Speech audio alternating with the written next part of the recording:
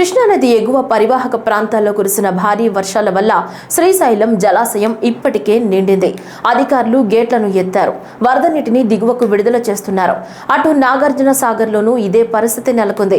ఇటీవలే సాగర్ గేట్లన్నింటినీ ఎత్తారు అధికారులు. దీని ప్రభావం ప్రకాశం బ్యారేజీపై పడింది. ఇన్ఫ్లో భారీగా ఉంటుంది. దీంతో ప్రకాశం బ్యారేజీకి చెందిన మొత్తం 70 గేట్లను ఎత్తివేశారు. వరద జలాలను దిగువకు విడుదల చేస్తున్నారు.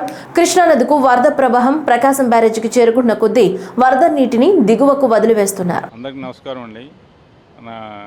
కృష్ణానది పరివాహక ప్రాంతంలో ఎగువన మహారాష్ట్ర, కర్ణాటక రాష్ట్రాల్లో కురుస్తున్న భారీ వర్షాల కారణంగా మనకి పైన శ్రీశైలము, సాగరు అన్ని ప్రాజెక్టుల నుంచి కూడా మనకి వరద వస్తున్నది. ప్రస్తుతం మనకి బ్యారేజీకి 3,81,000 క్యూసెక్లు వస్తుందండి. అంటే 11.8 ఉంది. ఇంకొక అరగంటలో మనకి మొదటి ప్రమాద హెచ్చరిక జారీ చేస్తాము. అలాగే మనకి వరద ఇంకా పెరిగే అవకాశం ఉంది. సాయంత్రానికి కానీ రేపు ఉదయానికి మనకి 6 లక్షల వరకు వెళ్ళే అవకాశం ఉంది.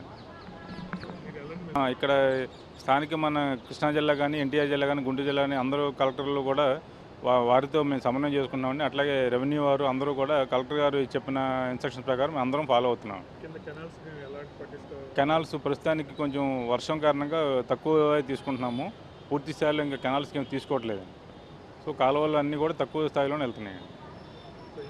All of you, as of now, from the upper catchment of Krishna River, we are receiving a discharge of 3,81,000 cusecs to Prakasam barrage.